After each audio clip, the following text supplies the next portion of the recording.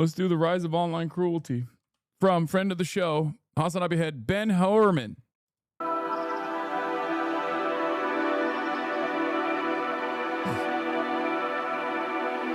Remember when YouTube was just this?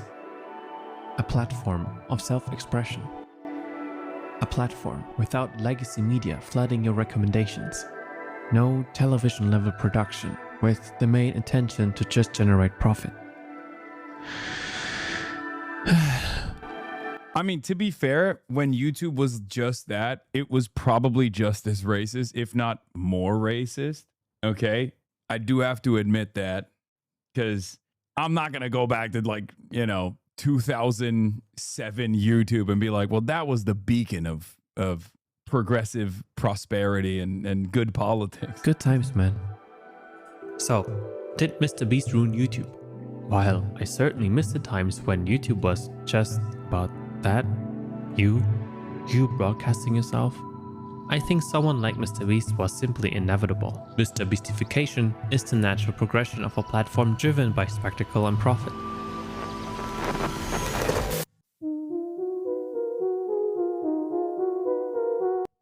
Fair. That type of racism was just for the love of the game. Now it's monetized is true. I mean, I think I think a lot of people were just uneducated, had reactionary beliefs and racist, sexist, homophobic opinions, and they would just blurt it out.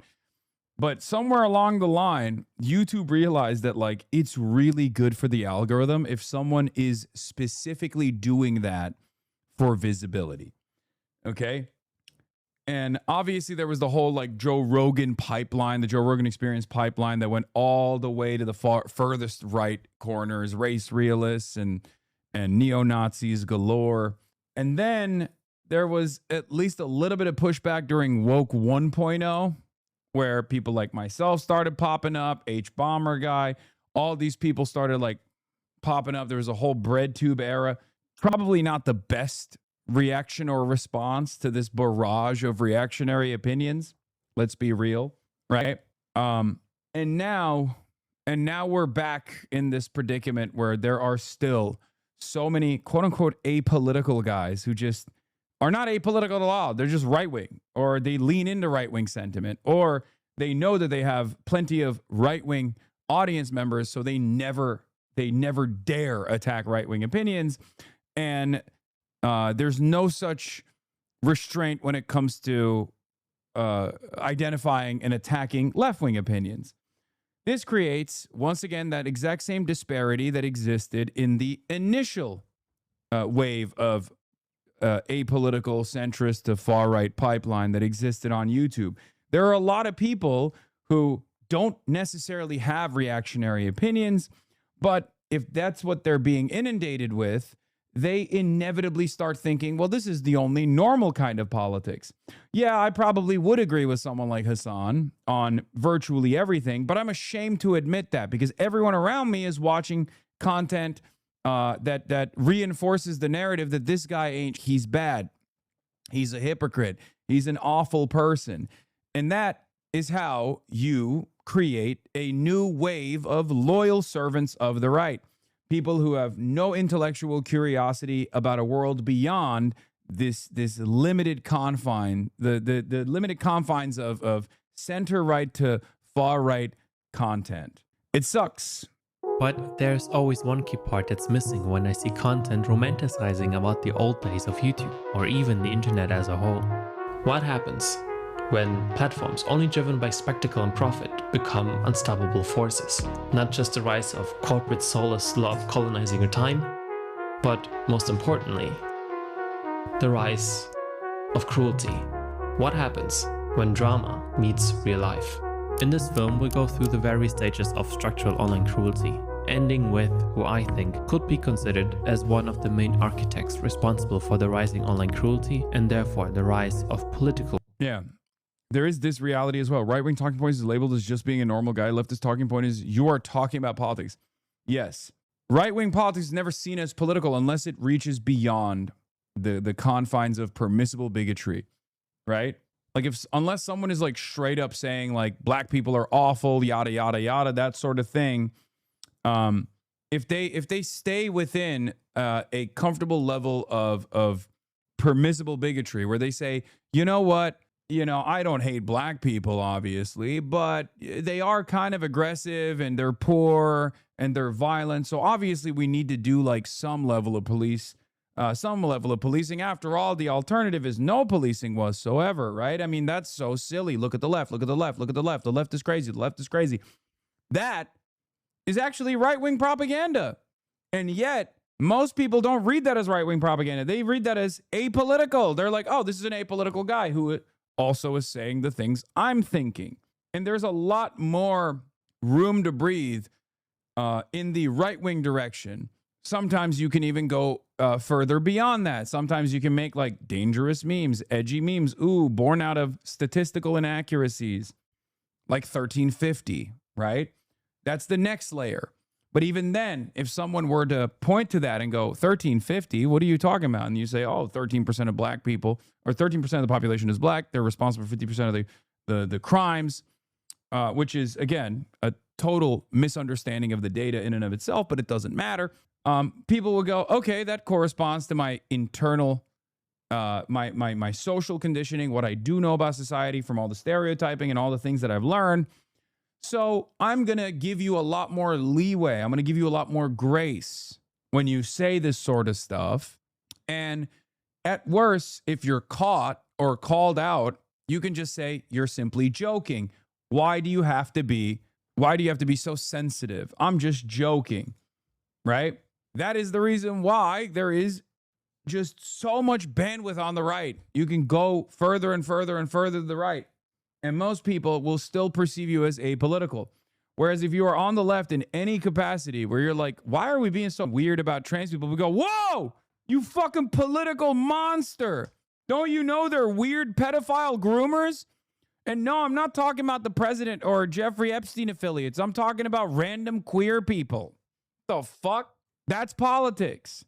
Just as Call of Duty is never an inherently political video game, even though it's literally about the military-industrial complex, it's only political when there's a black woman on the cover. Things that are political only go in one direction. It takes a lot for something to be considered political for normies on the right. You have to go above and beyond and say heinous shit and hope that the average person at least has enough knowledge, enough understanding of white supremacy and numerous other social constructs and social conditioning for them to pick up on what you're saying as being objectively right-wing propaganda, right-wing agitative slopaganda. Takes a lot of reading, takes a lot of discipline, takes a lot of empathy for others, strangers, to be on the left. It's not an easy process. Cruelty worldwide. Cruelty itself has always been part of the internet. I'm not naive. We all know what the internet is capable of. Like, I don't know if you can remember this, but the case of Amanda Todd.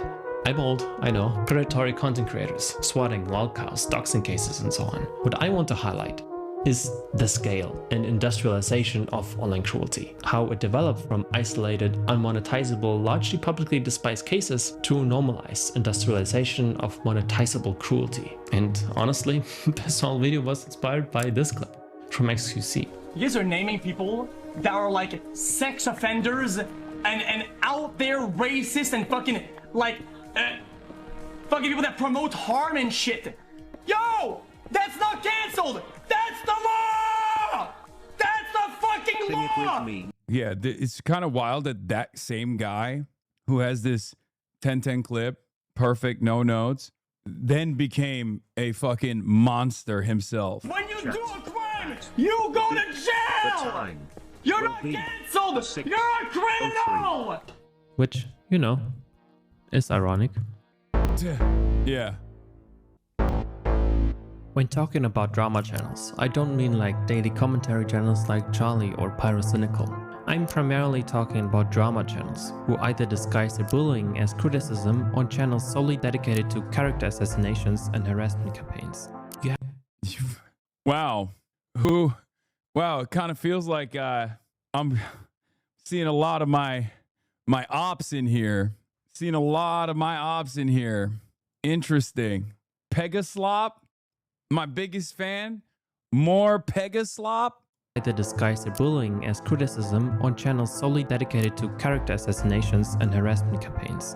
You have to understand that an entire He got caught. Please stop. Permaban. Please stop. New lawsuit. Finally done. Finally done. New lawsuit. The N-word. He got caught. Life ruined. Permaban. He's suing. I'm broke. Every single one of these videos is the exact same. Every single one. And every single one of them gets 200,000 views, which means that people literally come in for that same exact slop every day of the fucking week. I'm broke. Please stop. I fucking quit.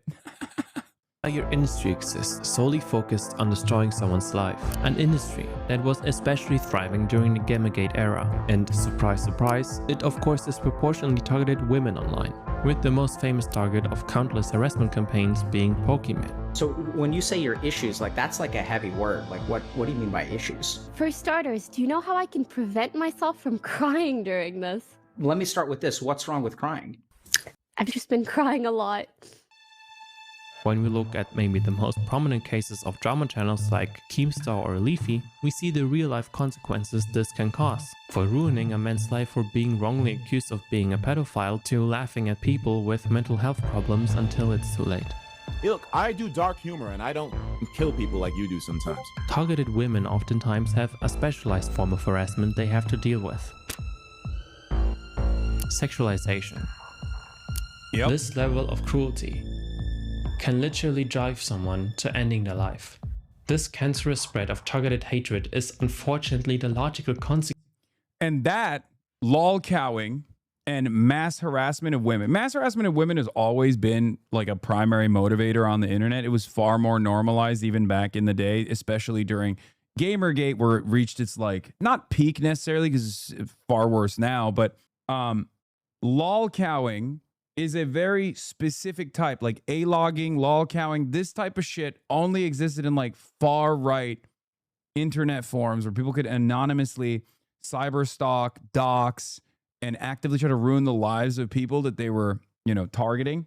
Oftentimes they'd find like someone who's autistic, someone who might be trans, right? And some of these websites literally have leaderboards of like who they've been able to drive to suicide. Right? It's really dark shit. Except that used to be in, like, you used to have to look for that kind of thing if that was your freak, if that is what satisfied your freakish nature, right? Nowadays, there are entire communities, yes, cyberbullying. There are entire communities dedicated to cyberbullying with content creators that generate income, generate revenue off of cyberbullying other content creators. And it's kind of crazy because most of those people that make a living off of that are unbelievable villains, right? Like they're heinous monsters. And when I say this, I'm not like exaggerating. So many of them have sexual assault charges, like serious allegations of grooming, lawsuits, like a litany of lawsuits they have to deal with from their victims. And yet, their community doesn't give a shit because they are only there. They're only invested. They only generate a sense of community off of targeting others. Okay. Half of the people that are engaging in this also, just like back in the day when people were A-logging on kiwi farms or whatever, the people that are engaging in this are also autistic shut-ins themselves. But that's besides the point. When hate just makes a ton of money. On a larger scale, this gets particularly frustrating when drama overshadows real-life tragedies. Large tragedies being turned into content farmed for online drama. Like in Cuba, doctors are manually operating ventilators in order to keep babies alive. And all online people care about is a rich socialist staying at a 5-star hotel in Cuba. Like, do you hear yourself? Children are being murdered with your tax money by a pedophile rapist president.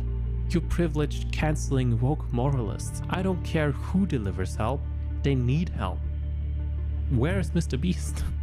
I truly believe that most of them aren't doing this with a calculated, cold-hearted motive. I believe they are so hyper online that they simply cannot fathom real-life suffering anymore. Content demons. It's become physically impossible for them to show empathy anymore. If that's not the case, there can only be one other reason why you would focus on a meaningless drama online instead of real-life suffering. Wait, Let's look at the drama channels here again. Do you notice something? Mostly the same targets, same talking points. What do a lot of these targets have in common? Woke progressives, if not even leftists. Do these drama channels, or should I even say channels solely focused on grifting, have a political agenda maybe? Yes. I mean, when looking at the Gamergate era, it's not a too far-fetched idea, right? What started as meaningless apolitical online. Do you think it affects the youth most now because they are entering socials when bullying is so mainstream? Abso-fucking-lutely. 100%. And it causes them to have like these insane opinions that are not grounded in any sort of political education, any sort of political theory, where they will literally, there are probably a shit ton of people who are pro-Palestine, but are also like Aiden Ross fans, right? Aiden Ross community is probably all pro-Palestine. They all most likely have a litany of different, very reactionary opinions on the subject matter, even though they've arrived at the correct position on the most important one, right? All of that stuff happens because they're being inundated with like these insane, they're consuming some of the worst fucking content on a daily basis. And this is what is driving their political education, which leads to this like insanely incoherent worldview where on the one hand, they're like, yeah, I hate bitches. I hate women. Women ain't shit. I'm also pro-Palestine, but also because the Jews are doing the genocide and you know, at the same time, like we should have healthcare, but also at the same time, like everyone that's advancing that agenda is a woke libtard who I fucking hate. Yeah. The internet culture right now for young people is very cop-coded. They love spending their time enforcing invented norms, rules, speech policing, call-outs, cringe clips, etc. Yes, that too. It goes back to the draconian nature of Western society, but especially Americans. And Americans obviously are guiding what the rest of the world consumes. We produce so much content, we produce so much culture that the rest of the world consumes. So we end up basically redefining people's societal attitudes as well. Drama delves deeper and deeper into right-wing culture war talking points with clear definitions of. You've always said women have always had it worse than you in terms of targeting. Do you still feel the same even post October 7? Yes. Who has had it worse than me? Who's had it worse than me? Morgan, Denims, Casey Tron. So yes, of course. It's literally, that's the only group of people unconditionally, they get worse hatred than I do, that receive it so much worse than I do. Groups and outgroups. You could say that the drama channels are basically just the new tabloids, like it's been TMC happening since Sun. you started streaming too. What is this? Mixing harassment campaigns with What is this? As though being a fucking socialist or a leftist on social media, especially on a fucking reactionary dumbass platform like Twitch, is any benefit to me. Any benefit to me whatsoever. If being a reactionary, if being a socialist was actually a fucking positive, was actually going to make me a larger media personality, then you wouldn't be fucking catering to the dumbasses in your fucking chat all day, Train. You probably wouldn't, right? I don't think you're a reactionary alt-right dipshit. But you present yourself as one in most instances when you're trying to talk about political subjects. I wonder why. Because you understand that being a fucking reactionary around gamers and incels is absolutely the fucking cash cow. So don't fucking turn around and call me a goddamn fucking fake or a phony when I've been doing this shit before you were fucking farming Omega laws in whatever the fuck that other Mitch dude's chat, okay? Fuck this shit. I'm out. Not much has changed, it seems. Look at that. Yeah, insanely consistent. And the attacks are also the same. And back then, I wasn't fucking popping either. I mean, I had a fucking daily sub goal of like, this is busted. It's not even correct. It wasn't like a daily sub goal of 100. Yes, I was talking about Trainwreck's TV. Only thing changing is you aging and your hair turning into like a grandpa. The fuck? Bro, 7 years ago, everyone would still be like, you're a fucking woke moralist, grifter, phony. You're faking your political worldview. You're faking your political opinions. Always right too early. Always right, but too early. And you get used to it, okay? You get used to it. Look at that. Social relationships, creates a potion that gets life-threatening real quick. How do you not have a cynical view of the world after doing this for so many years? You want to know why I don't have a cynical view? Because back then I had like, 1,000 fucking viewers. Now I have 30,000. I just did the work. I just kept pushing through. I just kept combating reactionary opinions on the internet in some of the most right-wing circles on the internet. And guess what? I was right. I knew that there were always people out there who felt like they were just leaning into this shit because everyone else was leaning into it. Okay? That's it. I always knew that people were far more empathetic in the real world than the way that they presented themselves online. Online interaction, especially anonymous interaction, breeds cruelty. That's why I firmly believe, genuinely believe that everyone's got a little socialist dog in them. It's just, it's about unlocking that potential. The power of socialism is that we understand why the world the way it is. Cynicism and doomerism is just your liberalism dying. We believe the world will be better, and that's what it means to be on the left. Socialism will win. It's not a question. Yes. Especially when the target has no security team around them, or if there's an ideological agenda mixed into it. This is a ticking time bomb. This level of harassment is only possible due to other platforms fostering this kind of toxic culture, like 4chan, Reddit, or X. The Everything app. The rise of astroturfing the timeline with often out-of-context clips from clip farms fuels the drama and rage bait even more, giving these channels more content to weaponize. Which forces us to enter a whole other level of degeneracy online. Streaming. Specifically. Damn. That was fucked up, man. You know what's also fucked up? Data brokers. That's what I call a smooth transfer. Thank you, Incognito, for sponsoring this video. You get used to being disappointed. I got into a fist fight because I called W a monkey for invading Iraq back in 2003. Yeah, I've also said this over and over again. Like, if you're a socialist, especially in the imperial core, especially in the United States of America, okay, like you have to realize that you're going to take a lot of L's. You're going to be constantly disappointed. Okay. You should never expect someone to automatically agree with you. What the fuck are we talking about? You're not a liberal. You're not a right-winger. Why would you ever expect someone to automatically agree with you? My expectation is that most people are probably going to either not understand my worldview at all or vehemently disagree with it. So I'm always pleasantly surprised when someone is in agreement with my worldview. For my bachelor's in design, I actually built a concept around how big data collects and saves our data. That was honestly the first time I Yes, this guy's a Hasanabi head. Yes, really Ben understood is a how Hasanabi much head. of our data isn't just being stored, but also being used to build detailed profiles on us. Our politics, what we buy, what we believe in, who we are, your income, which is particularly embarrassing, all of it being legally sold. The companies doing this are called data brokers. There are actually over hundreds of data brokers out there, collecting your name, address, employer, political beliefs, and so on. Sometimes even information about your loved ones. All this is happening without you ever agreeing to it. That would be weird. As part of my bachelor's research, I found out that removing yourself manually would take hundreds of hours, and after that they just recollect everything anyway. Incognito fixes this. You give them permission to act on your behalf, they automatically contact all those brokers and demand its removal. And brokers actually have to comply because of laws and rules and stuff. What's especially nice, the custom removals feature. If you find a specific website exposing your personal information, you can just send Incognito the link and an actual human privacy expert gets it taken down. Not an automated request, a real person handling exactly that page. Go to incognito.com/Herman and use code Herman for a 60% off an annual plan with a 30-day money-back guarantee. Click the link below and claim your 60% off. Thank you once again to Incognito for sponsoring this video. Where was I?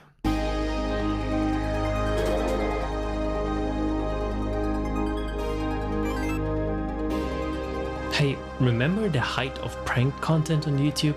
Casual racism, assault, sexual harassment, even arrest for fake bomb threats? Now imagine this type of entertainment being even way worse and live streamed on one of the biggest streaming platforms that exists, Kick. Kick was created as a competitive platform to Twitch under the umbrella of free speech and marketed as the creator-first alternative with a 95-5 revenue split. Kick began to gain massive popularity after the company and co-founder Trainwreck started paying streamers on Twitch millions of dollars to migrate over to them. Most notably XQC, Aiden Ross, and Drake? Yeah, he apparently loved to stream online gambling and got paid $100 million per year. But Kick's creation wasn't of course about goodwill or an ideological stance on free speech. Kick was founded after Twitch began to ban gambling streams on the platform. Who were the most prominent gambling streamers on Twitch? Trainwrecks, XQC and Aiden Ross. But wait, paying millions of dollars to streamers, 95-5 revenue split, where does all that money come from? Well, who founded Kick? Next to Trainwrecks, Ed Craven and Bijan Tehrani, co-founders of Stake.com, an online gambling platform. So the company's goal is fairly easy to calculate. The more people are on Kick, the more people could migrate over to Stake.com. So ad revenue isn't their only main income stream, it's also online gambling. The more attention Kick generates, the more profit it potentially generates. And the fact that most of the viewers are minors is of course just a cool fun fact. I ain't turning down $100 million, bro. You got me fucked up, brother. I'll go on there and I will crypto gamble 24/7, dude. At that point, man, it's the parents' fault. You got me fucked up. Them kids, dude. Fuck them kids. More in line with the previously mentioned prank content, you have the likes of Neon or Jack Doherty, who dedicated their entire online presence to being a public nuisance. It's obvious that by being a provocative they hope for any sort of escalation, so the moment can get clipped and distributed by paid clip farmers on platforms like Reddit or X, the Everything app. This will boost their virality and attention, therefore more profit. And as the good old prank videos, this type of content is always filled with edginess, racism, or any sort of hate speech. You're gonna burn in fucking hell, you Jewish. Goddamn. And if being a walking sewage isn't enough for you, well then we could go a step further, into abuse. W in the chat if we should go and punch him up. They all want him to get punched up. A man arrived. My name's Harrison. Excuse me, my friend. Then, sensing something was up, tried to leave, as HS's hangers-on kicked him and rained punches down on his head.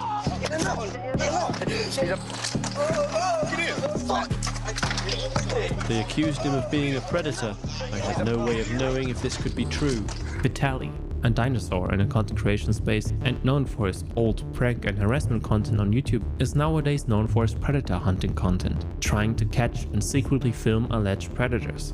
This, as you could imagine, has led to various cases of physical abuse or cultivating an environment that's... Dude, everything is so fucked up. Like, how do we look at this stuff and we're just like, this is going in a positive direction? I mean, seriously, it's so fucking ass. Well, let's say hostile. And if you thought he does the public a favor, this has been proven time and time again that this form of justice only worsens the problems it's trying to solve. And also, by the way, if you really thought this is about his moral conscience of catching pedophiles... Who did you vote for? What? Who did you vote for? What do you think I voted for? Kamala? I did. Well, of course, it makes sense. Usually all of them are pedos. Oh, you voted on the pedos? Yeah. Not the president and the Jeffrey Epstein, all that stuff? No, there's no proof on that. Yeah, there's no proof of that. Yeah, because every time we catch a predator, they voted for Kamala Harris. I haven't made a Trump... Speaking of sex crimes and pedophilia, yes, this is also a widespread thing that's happening on Kick. From stream to minors to sexual harassment or even filming the act without the knowledge or consent of the woman and distributing it to the fans via Discord. Yeah, it's kind of wild that like people now know Kick is like pedophile hunting. Like it's a platform where they're doing like quote unquote pedophile hunting. Some of those are like obviously, you know, I assume hired. But there are literally active pedophile rapists on the platform. Like there are content creators who are distributing and generating child sexual abuse material on the platform in their Discord servers. Like that was when Kick first started, there were a bunch of content creators. The meta was you go on these platforms where underage girls are on the platform and you try to quote unquote riz them up. I can't believe I'm saying this. It's disgusting. But they were trying to groom minors into sharing nudes that they would then download and paywall in their Discord. CSAM that they fucking basically paywalled that they would get off of like Omegle and all these other like randomized chat apps. That's what they used to do. I assume they still do it. I'm 16. How old are you? Yeah, this guy. Yes. 14?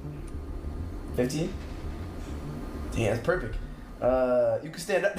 I play with that little 8th grade play. Oh, you're...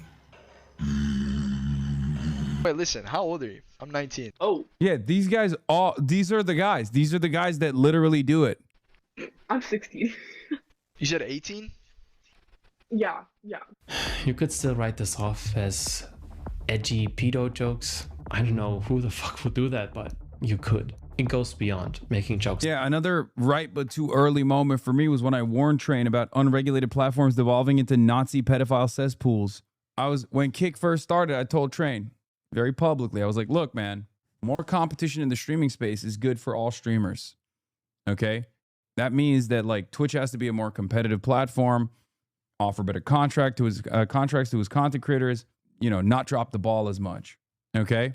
So I don't necessarily have an issue with a new competitive platform being born in this field. But I have to warn you that you guys are not regulating your platform at all because you want growth. And when you have an unregulated platform, when there's no TOS, when there's no moderation, it's going to turn into a neo-Nazi infested shithole filled to the brim with pedophiles. And lo and behold, that's precisely what fucking happened with Kick. Okay? That is exactly what happened with Kick. Another moment of being right, but too early. One of the craziest parts about this is like all of the warnings that I issued to both Train and XQC and numerous others, obviously at the time were not well received by these people because they were about to fucking generate $100 million contracts, right? So they were like, shut the fuck up. And they basically farmed endless amounts of hate off of me, endless amounts of hate off of Pokimane. They negatively polarized their audiences against myself, against Pokimane, and many others. And what's really interesting is their community obviously also went along with that. They were like, you know, the Hasan thing was a huge meme. They were so mad. Their audiences were so mad. And what's even more interesting is many in their audiences, whether due to their own personal suffering as a consequence of, you know, the gambling debt that they incurred, or you know, a loved one incurring similar, you know, falling by the wayside for addiction, they all literally started agreeing with the initial warning that I had delivered, but they never actually turned around and were like, yeah, why do I fucking hate this Hasan guy? They just never forgot that they hate me, but now they also hate XQC too. It's so strange. That's when I realized, like, people never forget how you made them feel. It's not about what you're saying. It's not about being right. It's about how you make people feel. Okay?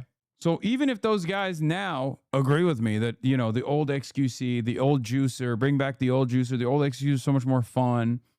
The new XQC is you know, a far worse person and gambling addiction and all the money that he got from the gambling sponsorships certainly played a role in this, which is exactly what I was warning about. They still to this day will be like, yo, you're a terrorist and you fucking actually hurt XQC's feelings, even though I agree with your analysis now. We'll say I didn't like you for a while, but that's dumb. We're all on the same side. Well, it happens. It's about pedophilia. Are you 20? No, I'm not 20.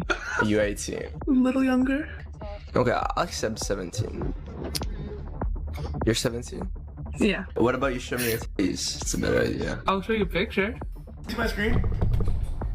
Yeah. Unfortunately, I can. Is that a 20-year-old? No, I don't. Bro, that girl just told you she was a sexual assault survivor, and your next question was, how many bodies do you have? Wait, was it? On God? He goes on Omegle just to get girls to expose themselves so that he can secretly screen record it and post it onto a Discord server under an NSFW channel. That is his content. To be fair here, all PDF files mentioned here have been banned on Kick, but arguably way too late, and many others are still on the platform. This is just what happens when a platform has little to none moderation, cultivates a culture based on outrage, rage bait, and scandals in order to make as much profit as possible. An investigation has been launched after a French streamer died taking part in a live broadcast on the online platform Kick. 46-year-old Raphael Gravin, also known as Jean Pomenov to his online followers. He had 600,000 followers on the likes of TikTok, also a big audience on the video streaming site Kick, and it was there where he was reportedly taking part in a 10-day marathon live video. This was when so he bad. died in his sleep near Nice on Sunday night. And I'm really only scratching the surface here. If you want a deep dive into the degeneracy of kick content, I highly suggest watching Jay Aubrey, Jabroni, Something About Chickens, and more great creators highlighting this issue. So we have a streaming platform that heavily drives off loose moderation, edgy content, normalizing racism, hate speech, transphobia, homophobia, anti-Semitism, assault, pedophilia, sex crimes, distribution of CP, and more. That has even led to a live stream death of a man who was assaulted for days in front of a live audience, with little to no consequences for the streamers. While the founder of Kick can oftentimes be seen engaging with this type of content, only for them to make even more money of potentially driving minors into gambling addictions, an addiction notorious for ruining thousands, if not millions of lives, leading to even worse addictions or worse. So, why isn't any other independent media showed what's really going on? I haven't seen this anywhere else but on here. What do you mean? Dog, every fucking outlet, every outlet in independent media on political Twitter, and also even down to fucking CNN, is sponsored by Kalshi, Polymarket, and numerous other versions of this exact same thing. They all get paid. They all get sponsored and they all get paid. And that also creates a lot of animosity with people like myself because I'm seen as someone who's fucking up the bag for them. Just as the initial wave of gambling sponsored streamers, who I used to be friends with, by the way, like good friends with, close friends with, all developed tremendous amounts of fucking hatred towards me and towards Pokimane, and farmed a lot of outrage, manufactured a lot of drama, manufactured a lot of hatred on my fucking name, did so not because they had sincerely held disagreements, but because they did not want people to listen to what I had to say. Because if people were charitably encountering my content and then they heard me talk about the dangers of gambling addiction, then all of a sudden their audience is going to be like, well, wait a minute, this guy that you're friends with, who I am also charitable to, is actually making a lot of sense about gambling addiction. They're going to fucking turn around and confront their own content creators. And in an effort to cut that, they just chopped people like myself up. The same angst or the same animosity exists because virtually everyone is sponsored by Prize Picks, fucking Kalshi, and numerous other versions of gambling sponsorships. That's what it is. Everyone is sponsored by it. And therefore, everyone has a shared interest in making sure that nobody else fucks up the bag. Everyone else has a shared interest in ensuring that no one turns around and says, this stuff is actually really bad. This is not good at all. We're just like selling vices to people. How can it get even worse? Even Destiny's doing Polymarket ads now. You're probably the only political content creator who doesn't promote this shit now. No, literally. This is how people get an ownership stake in this kind of thing. You force your way in, even if people are, everybody has a price, right? That's the meta. That's the concept. And if you can actually buy out every single person that would otherwise turn around and say they don't fuck with this thing, that they think it's bad, then they can all unite. They can all unite around their shared hatred, not for my ideology necessarily. Some of them are obviously ideologically opposed to my worldview, but many others are actually uniting because they see someone like myself as a spoiler, right? Yeah, I become their biggest enemy online because I stand by my morals, stand by my principles. If you're a principled person in a sea of unprincipled people, well, you're going to fucking make everybody else look bad by design. And therefore, everybody else has to create an environment where you're the villain. It's actually good to be unprincipled. It's actually good to fucking make the bag, no matter what the cost is, no matter what the externalities are, no matter what the excesses are, no matter what kind of harm you're spreading. Everyone is actually a hypocrite at the end of the day. This guy is too. And if we can't find something hypocritical, we'll just invent it. We'll just invent something so that people don't actually fucking listen to this guy or encounter his commentary in a charitable manner. Yes, it is a reminder of Matt Christman's Zen fascism. This is what Republicans do all the time. Where Republicans will always say, like, look, you're a beneficiary to the system too. Why are you trying to fucking change it? Why are you trying to constantly complain and make changes in the system, you're benefiting from it as well. Just shut the fuck up and enjoy it, dude. Just enjoy the bounties of being in the Imperial Core. Enjoy the bounties of not having been born on the other side of the fucking boundary, on the other side of the border wall, right? Just eat the fucking cheeseburger, do the gambling ad, and shut the fuck up and take the money. Why won't you take the money? They're giving you the money for free. All you got to do is just suck the fuck up and be like, yeah, I love gambling. It's awesome. It's actually really good. It's the best way to generate, some disposable income. It's the best way to reach upward social mobility. That's what it is. They are basically they're basically enticed to buy into the system. So if you're one of the few people that's on the outside, even though they're constantly trying to bring you in and you're like, I'm good, thank you, right? Ironically enough, that is the real quote unquote red pill, right?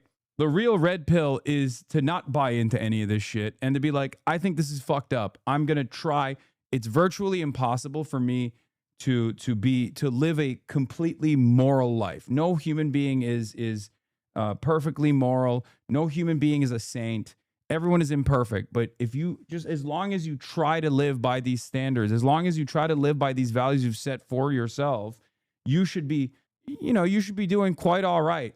And people fucking freak out at that. They're like, what are you talking about? There's so many opportunities to generate more income, generate more values. What the fuck would you do that? That's why they will lean into anything they can find. They'll be like, oh, well, Hasan, you used to run ads when you had a contract with Twitch. It's like, yeah, of course. Why is that antithetical to my fucking worldview? Oh, dude, Hasan, you fucking stream on Twitch. It's an Amazon company. You're benefiting from Amazon's web services. It's like, well, it's impossible for me to find an alternative that is ethical. It's just these guys, billionaires and capital owners, own every fucking avenue. Every avenue to disseminate information is owned in private hands. What am I supposed to do? Fucking print out pamphlets at the commune and just like distribute them by hand by the, give them all, distribute these pamphlets by hand to people with the hopes that they read it? It's ridiculous, right? My homeless coworker also got addicted to gambling apps while he was using. It's all for profit. They don't care how vulnerable the people they hurt are, how successful. It preys on desperation, of course. And there are a lot more desperate people nowadays because capitalism is just robbing everybody blind. That. Well, when it comes to ruining someone's life, it can't.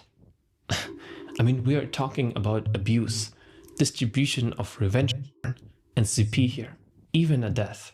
So now we've reached a point where we have to go on a more structural, broader level, a more abstract form of cruelty that can influence entire generations, causing real-life domino effects that has the potential to change the lives of millions.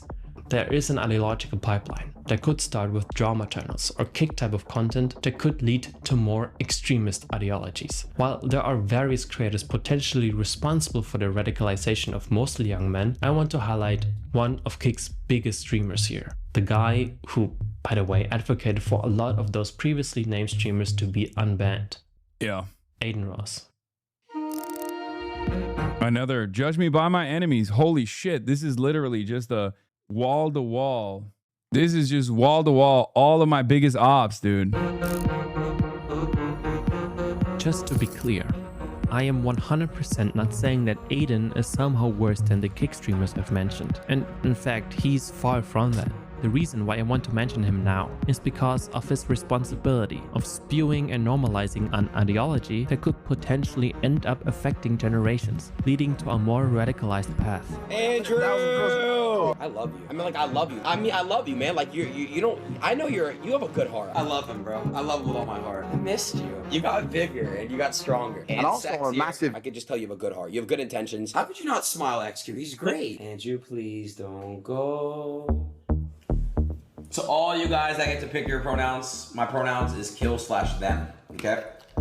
Fuck all y'all, bro. Y'all are making the world a shitty place, bro. I'm gonna call you either a guy or a girl. I'm not calling you by a cat, by a turtle. I don't give a fuck if you got a tail or fucking whiskers. I don't give a fuck, bro. I don't give a fuck, bro. If you're already familiar with the manosphere, I think it comes to no surprise that a large chunk of that content bubble overlaps with kick content and even drama channels, especially when targeted at female creators. I'll keep it short here, as I've already discussed the manosphere on this channel enough, to the point of exhaustion. Kick, drama channels, or god, I haven't even talked about podcasts, are the perfect vehicle for the expansion and normalization of manosphere ideologies. The rise of clavicula proves how parts of the incel culture have already become mainstream. Many kick streamers aren't just spreading the word of the Tates like subservient missionaries, but also adopt many of their business strategies like online pimping, stealing a portion of OnlyFans models' income in exchange for promoting them, while simultaneously also shitting on, you know, women across the board and calling them all whores and stuff. Preaching about the downfall of Western men and society due to club culture, porn, whoring, or body counts. Well, at least they are doing this with their consent. This is grifting, and they are self-aware of that. You've got 500,000 people on your Telegram, right? Yeah. And you're advertising OnlyFans girls on there. Yeah. Do you think there's a contradiction there? No, because I openly say I don't give a fuck and I'm doing it for money. I don't care about the morality of it. I know it's not good. I say to people, don't watch porn. It's sad. It's loser shit. You can't say I promote it, but I discourage people from doing it. But you can. Why not try and be a good person? If I'd just done... This is also the classic train wrecks argument. You know, I always tell people gambling is bad. I'm actually doing a social service by showing people how bad gambling is. Good things. I would never have really blown up on social media in the first place.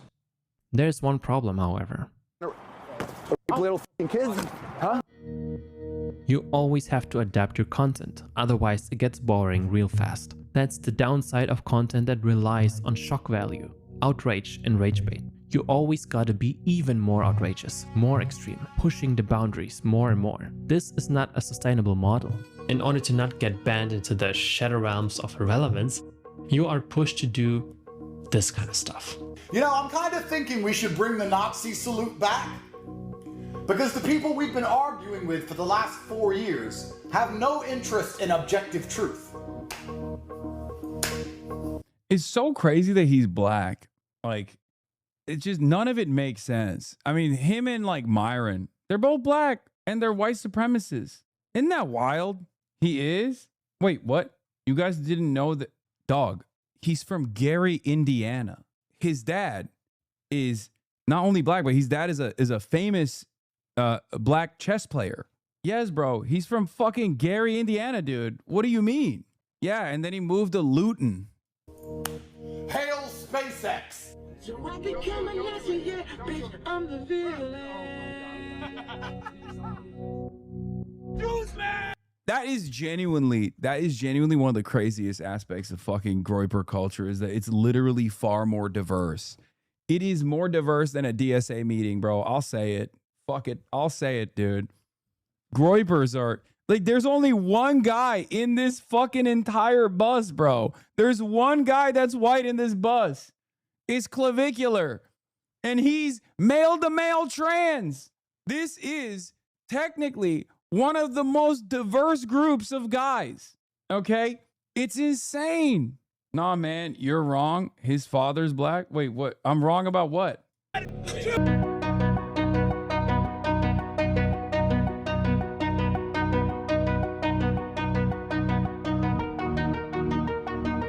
When confronting them about this, they'll just say that this was ironic or just a joke. You know, the spineless shit you would imagine. Well, unless you're this guy.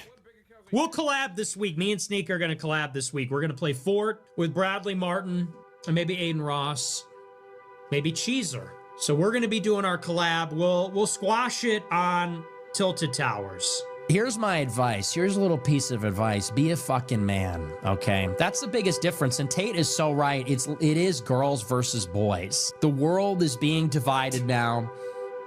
You've got women and on one side, and you got real on the other. Real men, real guys with real balls, That's the difference. Men win again. And yes, we control your bodies. It's your body, my choice. We're gonna do streamer awards, and we're gonna do the real awards. Nick Fuentes deserves a fucking award, am I right? So we're gonna give out awards to people on the internet who actually deserve awards. And look, and we like Aiden Ross. We ride for Aiden Ross. We stand Aiden Ross. Aiden Ross is good. I don't care what anybody says. Aiden Ross is one of the good ones. That's the homie. The Jote, the Jew of all time. The man. Holy shit. And we thought PewDiePie introducing Ben Shapiro to a young, impressionable audience was bad. Remember the intellectual dark web? Ben Shapiro, Jordan Peterson, Sam Harris, Eric and Brett Weinstein, Dave Rubin, and... I mean, these guys also paved the way for these other next wave of dipshits, if we're being honest. One of the greatest grifts of all time. I swear to God, I don't give credit to the CIA that much, but I got to give them credit for this one. They really cooked. Was the new atheism movement. Okay? The new atheism movement, with some very notable exceptions, like Kyle Kalinske, Secular Talk, shouts out, all were Obama era. They all shit on George W. Bush for, you know, the attack on stem cell research and the anti-evolution education stuff. And then under the Obama era, they just became the biggest Islamophobes. And they never really stopped.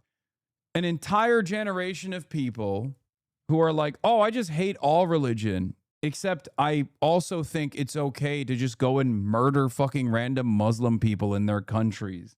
Sam Harris, the intellectual dark web, these guys all came from that background, okay? That was the new atheist movement through and through. Bill Maher, still chirping. Hitchens, yep. Is Kyle an exception or simply reformed? No, Kyle never actually leaned into the Islamophobia stuff. A big wave within the progressive movement actually was when Sam Harris debated Uncle Shaky Gurga. A lot of people don't know this because you're probably too young, but I still remember I was there. Uncle Cenk Uygur, Shaky Gurga, debated Sam Harris on Islam. And it was a huge ordeal in these spaces. Back then, all the hate content that Cenk was getting was coming from Steven Crowder, right? Steven Crowder would make a lot of videos about Cenk, but there wasn't a lot of like big content creators that were somewhat apolitical or came from this like atheist content background, that kind of thing, that kept saying over and over again that Barack Obama and Cenk and other progressives were actually regressive. Dave Rubin loved doing that one because they were actually pro-Islam. Okay. The edgy new atheist era decided that their number one ops were Muslims, and the Muslims were actually all conservative across the board. Okay, including those who live in the Western world, across the board, all Muslims, the entire ummah, billions of people were all unbelievably conservative. And these guys were the real progressives. And the progressives were actually regressive because they were hyping up Islam. Okay, that's what the meta was. So many young minds were broken. Also, yeah, remind us who popularized the term intellectual dark web. Oh, let me tell you. Her name is Bari Weiss. Intellectual dark web was a term coined at the New York Times by the one and only Israel's most bovine-like warrior, Bovine Bari Weiss. That's right. Remember. Yep. Barreled Weiss. She's the one who did the intellectual dark web article. I still remember she called Ben Shapiro the intellectual gladiator of the right. Yeah, here's the Shaky Gurga Sam Harris debate. 3 hours long, 6 million views. This was an atom bomb.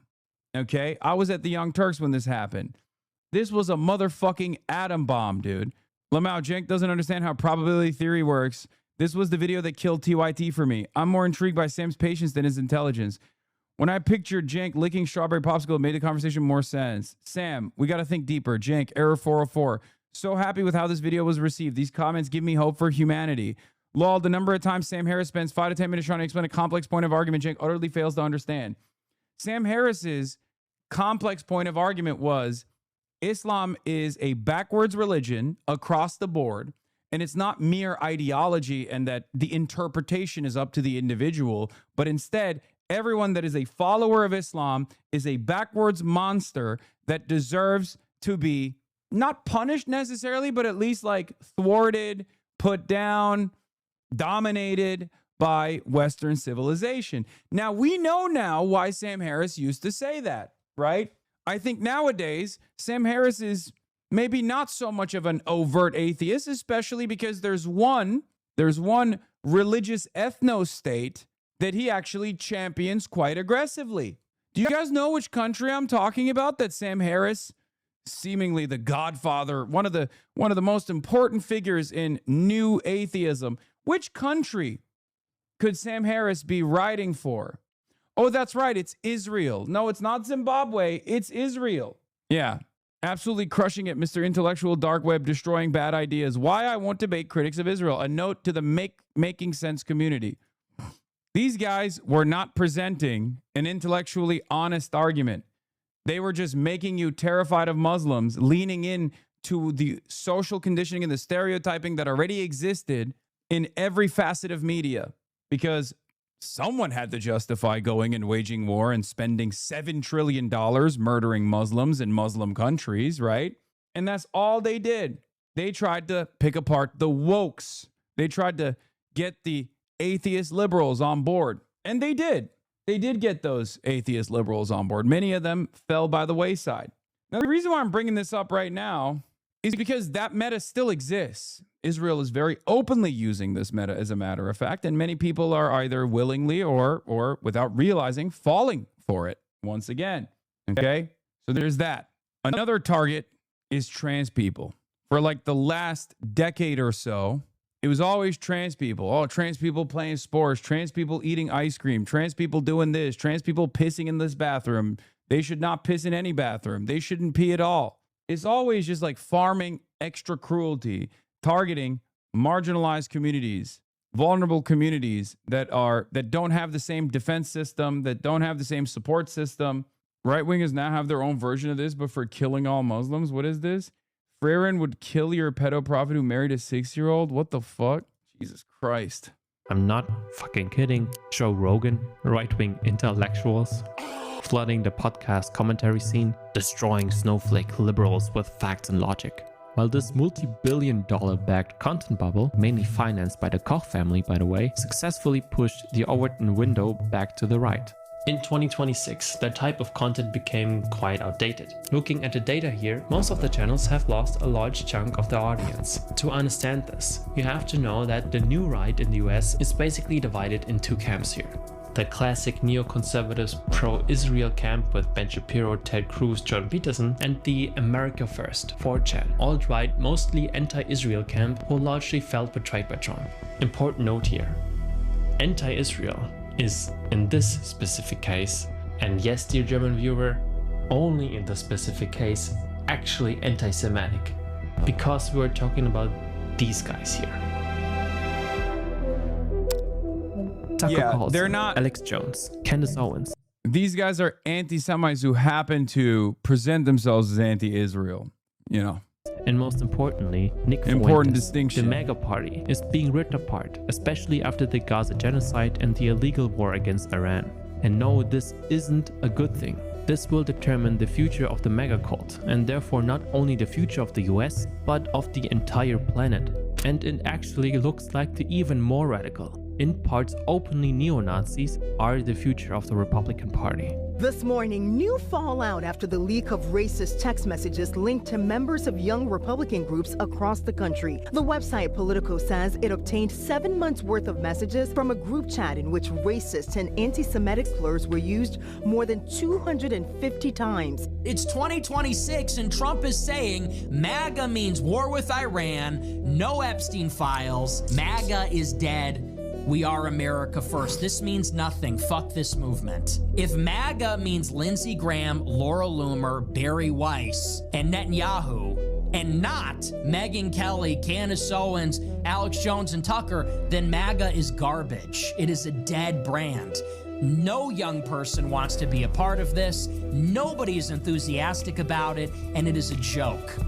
We are witnessing the 4chanfication of the Republican Party. And just the internet And in therefore, general. the rise of open Nazism. Whoa, stop, Ben. Not everything you don't like is a Nazi. Okay, but we have to agree on something, right? So how about I pull out quotes from no Nazis as a baseline? Can we at least agree that these statements are what you would also call in line with Nazi ideology? Die Gesellschaft würde sich sofort und dramatisch verbessern, wenn wir die untersten 5 bis 10 Society would instantly and dramatically improve if we took the bottom 5 to 10% of the most R-worded kids out of school and put them all in coal mines instead. Almost all Western cultural problems are derived from adherence to the false god of equality. Who could have said that? The Roach Man, of course. 10% der zurückgebliebensten Kinder aus der Schule nehmen und stattdessen in die Kohlegruben stecken würden. Fast alle westlichen Kulturprobleme sind auf den blinden Glauben an den falschen Gott der Gleichheit zurückzuführen. Diese parasitären Migranten, wir haben eine Infektion. Es gibt offensichtlich ein Problem und es gibt offensichtlich eine Lösung. Aber darüber wollen sie nicht reden. Ich würde diese Typen jeden Tag jagen. Ich würde vor ihren Haustüren auftauchen. Ich würde so brutal zu diesen Menschen sein, dass man sagen würde, das sei zu viel. Ich würde sie beim Flennen aufnehmen. Ich hasse sie. Ich werde keine Träne verlieren, wenn sie Völkermord in ihre Gesetze eingeschrieben haben, selbst ausgerottet zu werden. Das kümmert mich nicht im Geringsten. Sie sind schrecklich.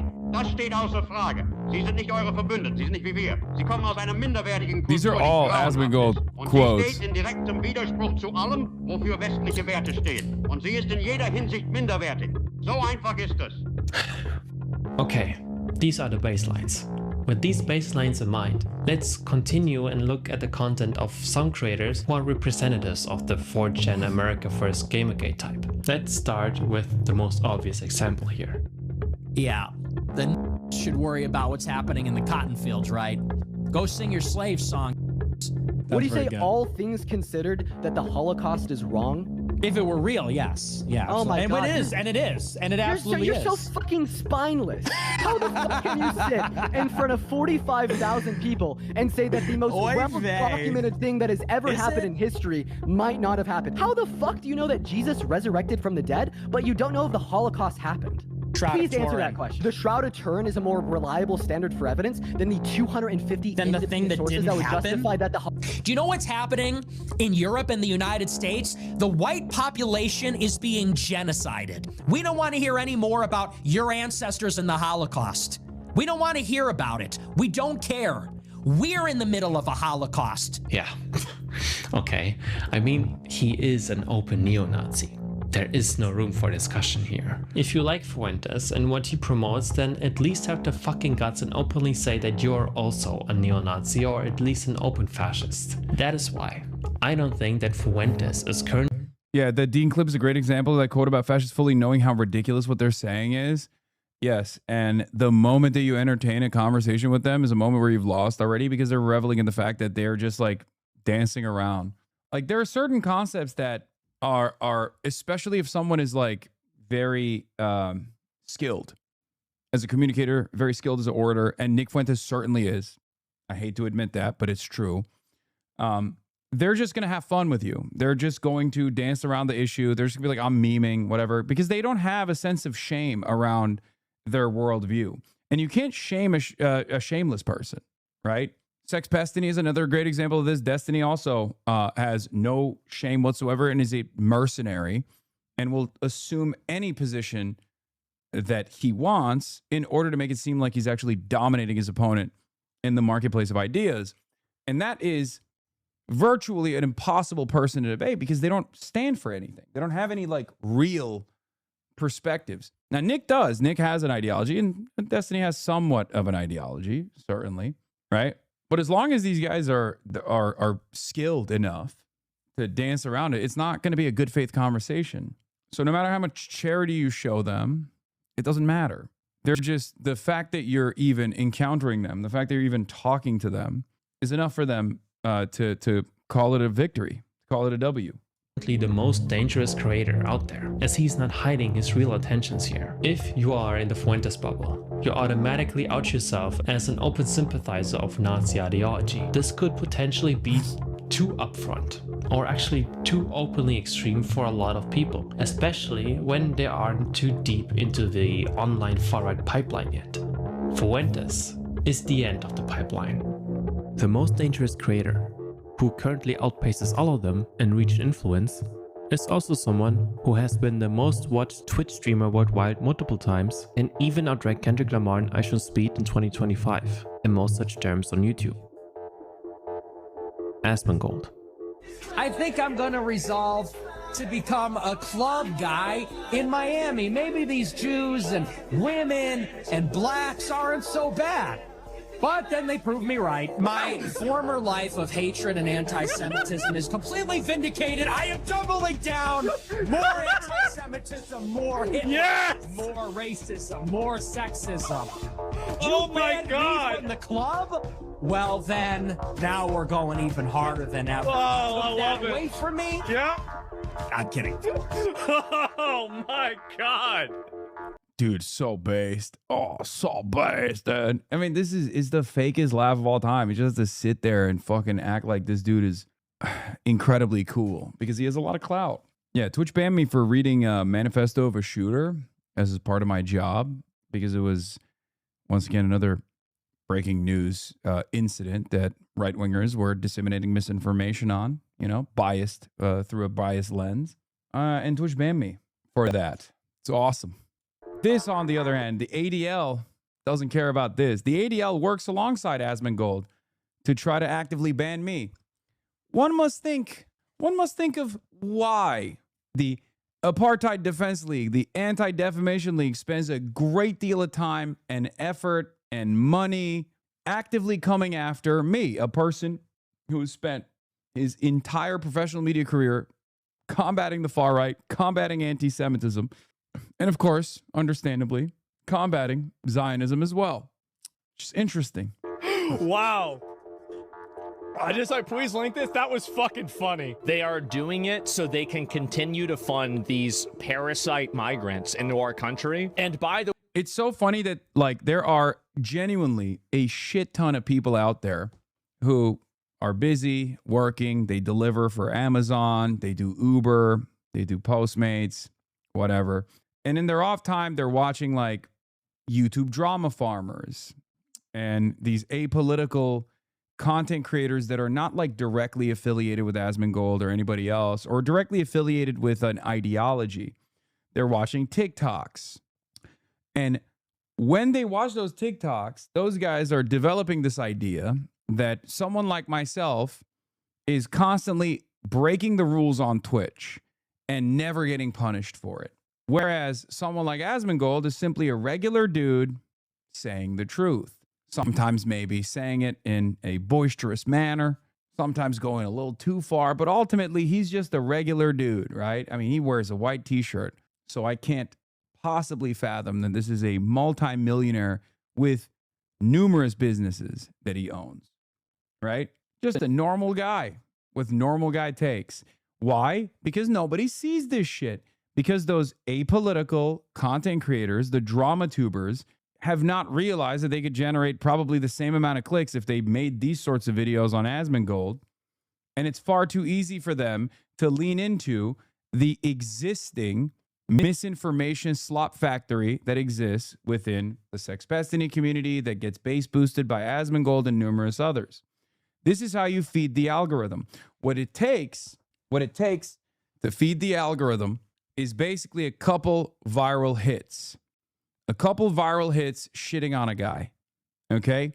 And if those hit, then everybody looks at that and goes, okay, there's an incredible trove of manufactured outrage that we can farm off of shitting on a guy, off of shitting on a dude, without any care or consideration for what that does to the space overall, you know? So they just continue with it because most of these people are amoral. Some of them are right-wing, but most of them are just straight up amoral. They don't care. They're just like, I just want to make money. I don't give a fuck. We don't have the same infrastructure of cyber stalking and A-logging these content creators. We don't have Reddit subreddits dedicated entirely to what these people call snark sometimes. Okay? And that's the reason why these lazy commentary sphere content creators don't have somewhere to just mine from. Okay? That's a big part of it. A big part of it is there are communities that weaponize autism that sit around in my chat, sit around in my fucking community and like clip things immediately as soon as they can. And then they post that to every subreddit they possibly can to try to generate controversy around it. And then people pay attention to it. Most people are lazy, okay? Most people are lazy. Most content creators are lazy. They don't want to actually develop a worldview. They don't want to do reading. They just want an easy playlist that they can farm hits off of. That's the guys like Yeet, for example. That's all they do.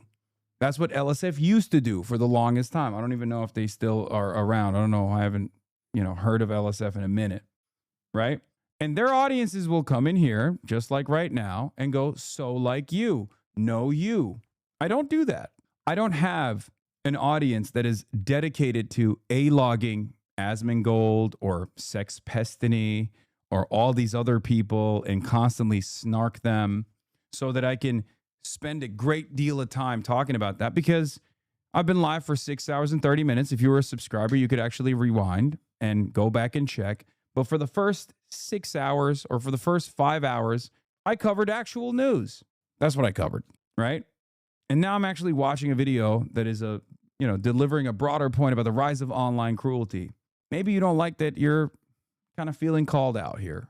For me, I would rather have people spend all of their time and effort, not just like A-logging fucking reactionaries, even though there's probably some utility in combating far right, the growth of far right on the internet. But I'd rather have them join DSA. I'd rather have them go door knock for a candidate. I'd rather have them unionize their workplace, make meaningful changes in their own lives. Okay? That's it. Way for you guys that are in Europe that are watching this, the same thing's happening over there. The West has a huge problem that we have an infection and we refuse to admit that there's a problem. There is clearly a problem. There is So this is the other side of it, though. You get on this. Yes, A-logging means stalking and harassing people. That's what it means. So you get on this pipeline. You start developing a negative opinion over certain people. Morgan, Denims, Caseytron, Pokimane, me, iDubbbz. Who else? There's like the common villains in this commentary sphere. Like people that are constantly, Anissa, iDubbbz's wife. And Noah Samson to a certain degree, Mike from Pennsylvania to a certain degree, Taylor Lorenz is another one. And basically what happens is these are like the classic favorite villains of a lot of these apolitical guys, these drama guys, right? And so there's you develop an appetite for shitting on these people. You're like, I hate these people. I don't even know why. They're always doing something wrong. And if you're only watching this stuff, if you're only watching that content, of course you're gonna fucking hate me. Why wouldn't you? I'm the worst person around. You constantly see me in like 12-second hits in the most negative framing possible. And you just keep seeing that over and over and over again. And you're going to be like, I fucking hate this guy. Holy shit. And if you never actually gander to the other side, if you never actually go, you know what? Let me check this guy out for my fucking self. Right? What's this guy about? Is he really this big of a fucking villain? There's no way, right? And unless you do that, there's plenty of content that will keep you on that side of the internet, right? And maybe when you first start this process, you're not right-wing at all, right? You start this process thinking, oh, I just hate like bad people on the internet. I love accountability. It's gossip. It's great. It's nothing for me. I'm just gonna, after a long day of, doing Uber delivery driver shit, I'm gonna come home, I'm gonna eat my fucking microwave meal, and I'm gonna throw YouTube on. And then there's just like this barrage of content that I'm just gonna mindlessly consume. And maybe I'll just like check in on what's going on in the world. I'll develop somewhat of an understanding of what's going on in the internet drama sphere. And when you get on that pipeline, you might be like, yeah, why the fuck am I doing this gig economy job? I have I have a Bachelor of Arts and Sciences. And you have certain opinions. You're like, I don't really fuck with my landlord. Why won't I've been asking my landlord to fix my AC. It's 100 degrees and this motherfucker still hasn't. And you have these certain experiences and you're starting to develop certain political attitudes, certain political opinions. But if the only people whose content you're consuming are telling you guys like me are wrong and bad and evil villains, without realizing it, you start slowly but surely moving in their direction politically as well. Because they don't just stay at Hasan is bad, Hasan is a villain, fucking Morgan sucks, she's getting dominated, look, she's getting owned, and you're watching that and you're like, you're celebrating it now. You're like, okay, I've realized that like these people are real villains in society, and seeing them in pain, in like awful, seeing them in awful conditions makes me feel a little bit better about how shitty my worldview is, right? But slowly but surely, they're also telling you something else. One, they're distracting you with this shit, okay? But then also, maybe you're watching the other videos where Asmongold is reacting to migrants doing mass rapes or something. And you're like, wait a minute, that does make sense. And before you realize it, you're getting fucking red pilled. And it's not, red pilling is not a positive thing either. They're actually brainwashing you. They're actually getting you to be distracted. And before you know it, instead of blaming the people who actually have control over your life, blaming the system, and then maybe even organizing to fight back against it, to claw back some autonomy in your life, you go down this pit of despair, and slowly but surely you become more right-wing. You become more reactionary, right? And when you're in this pit of despair, the only sense of community that you gain is by more and more of this content, okay? You are giving into the red pill community. Hasan, what the fuck you doing? Wait, what? What are you saying? It forces you to be more antisocial. So you lose your sense of agency. You become a part of a broader movement and it makes you feel good. There's a level of warmth there where you're like, well, I have a community now on the internet. Maybe you're going to a Discord server, right? And in that Discord server, you're like tuning in and you're learning more about the deep, intricate details of the lives of these people that you fucking despise, okay? And maybe you yourself start searching for more information about this person, right? On the internet. And now you're a part of that movement. This is giving you a sense of community, a sense of purpose in your life, okay? You now need to be a part of this community. You want to be a known individual in this community. You want to show that you have value in this community. So you start becoming a loyal soldier. Maybe you start making sock accounts. You start going and fucking saying shit in their chats, right? And then you clip it. And then you send that clip to like one of these other clip aggregator accounts. And then they post that clip aggregator account. That clip aggregator account posts that video, and then Asmongold reacts to that video, and now you feel good because you're like, oh, I did something. I'm valuable. I'm serving this community that I'm a part of. Not realizing that you moved every single day, you moved a million steps away from a much more productive and much less depressing worldview where you could have been out and about in the real world, organizing, meeting other people, doing something with your life, and you find yourself increasingly more angry, okay? More frustrated, more depressed. Because day in, day out, you're doing this miserable thing. And that miserable thing is the only thing that gives you a sense of purpose aside from your shit-ass job that you fucking despise. This is how people lose themselves on the internet, okay? This is how people fall down the right-wing radicalization pipeline. And slowly but surely, they start embodying the rest of the ideology of the community that they're a part of. And the ideologies of these communities are unbelievably far right, constantly blaming fucking transgender people, migrants, liberals. They're all responsible. Women are the reason why you don't have what you were supposed to have, because you were born for a purpose. You were put on God's green earth for a purpose. This can't be all that you do. Okay? So someone has to be responsible. It must have been stolen from you. Okay? Someone stole your purpose from you. And that's got to be feminism. It's got to be wokeness. It's got to be transgender people. All of these people have the exact same class interest as you. They all want a roof over their heads. They all want comfortable lives. They all want to put clothes on their backs. They want to be able to own a home at some point in their lives. They want to have more autonomy in the workplace. And yet here you are, instead of looking at this robust and cruel design of society, the systemic factors that have robbed you of your potential, of who you were supposed to be, instead of blaming those who benefit from this system, you find yourself blaming other people, people who either are objectively successful while simultaneously trying to get you to wake the fuck up to the reality, myself, right? Or people who are even less successful than you, someone you can look down on to make yourself feel powerful. This is not healthy. It's not productive. And unfortunately, this is the grand design. This is how you divide the working class. This is how you destroy solidarity. This is how you make sure, this is how the wealthy, the billionaires, the millionaires, the capital owning class have successfully divided and conquered the working class. Okay?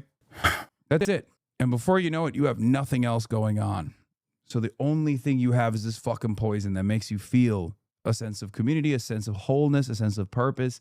Meanwhile, it's literally rotting your fucking soul. Clearly an affliction, and there is also clearly a solution. But they don't want to talk about that because it might make them feel bad. You think about killing random people? Yeah, all the time. Oh, constantly. All the time. Yeah, if somebody makes me mad or something like that, yeah, of course. As so often with these types of political creators, they actually started with a completely different type of content, which made them popular. While Asman has always primarily been a gaming streamer, he was ultimately one of the edgier ones. Now, I was in high school at the time that Hurricane Katrina happened. And a lot of the displaced people from Hurricane Katrina went to my high school. And they would all wear the same t-shirts, and they were fucking animals. Every single one of them. Honestly, the hurricane could have done a better job. I fucking hated him. Until two specific events on the internet really pushed him to the person he is today. Wokeness in video games. Gamergate and the Johnny Depp and Amber Heard trial. Especially his coverage of the trial exploded Asman's viewership. It's a crazy person, right? And this is the problem, is that like whenever you're dealing with a crazy person, you never know what's gonna happen. You don't know what they're gonna do. You don't know what they're gonna say. It's awful. Asman is the perfect representation of the modern online right. Lonely, mostly white, young, incredibly online, socially isolated, angry. I don't know if they're mostly white. Man. It is one thing, being a member of a community, as most of them fell victim to the slow radicalization process by admiring a creator they have a parasocial bond with, while also having rightful frustrations with a system that fucks all of us, but who are being misled into meaningless cultural bullshit. It is a totally other thing, however, when the agitator not only leads the community further down this radicalization process, but fucking profits from it. I don't need to understand whatever article you want me to read. All I need to understand is human psychology and incentives. And incentives and human psychology are the deciding factors of how people will behave. I don't need to read your little special book or your Wikipedia article or anything else besides that. None of that stuff. Yeah, this is the other side of reactionary thought, by the way. It's highlighting it's highlighting a lack of interest and a lack of intellectual curiosity as a virtue. It's actually virtuous to be disinterested, you know? It's mass producing Dunning-Kruger. I'm not very smart. I'm against this intellectual nonsense. I can just I can just figure this shit out. You know what's funny about this is Andrew Tate did this as well. And if you recall, when I had a conversation with Andrew Tate about this, he basically revealed his position. And I mean, he's expanded on this as well. That famous viral clip where I'm like, how do you know the world is not flat? Did you take a spaceship to space and look down and recognize that the earth is not flat? Because he's not a flat earther, right? and I knew that. So I wanted to ask him, like, how do you know the earth is not flat? It feels flat, right? And that was a moment where he knew that there was no defense for what he was saying, right? And basically that is the counter argument for a lot of these people, where it's like, you can't develop a worldview just by, with your own personal thoughts and with anecdotes. It's not a productive way to approach society. It's not a productive way to understand the world. There are billions of unique experiences that you're not privy to. And the only way to get privy to those experiences by reading, by broadening your horizon, by, traveling around the world. But because that's not accessible for a lot of people, I think people like Asmongold basically give comfort to those who don't want to read, find it to be boring, don't have the finances to be able to travel and encounter other cultures, stuff like that. So their whole worldview is stuck with these guardrails on the internet, these algorithmic guardrails. And that's all they need. And this kind of sentiment actually gives those people comfort. Like, oh, you should be comfortable in your lack of interest, your lack of intellectual curiosity. It's just common sense. It's common. Everybody feels this way. You are not alone. Matters. What matters fundamentally is, how do people act, how do people think, and how do people respond to incentives? If you can understand that, then nothing else matters. It's pretty simple.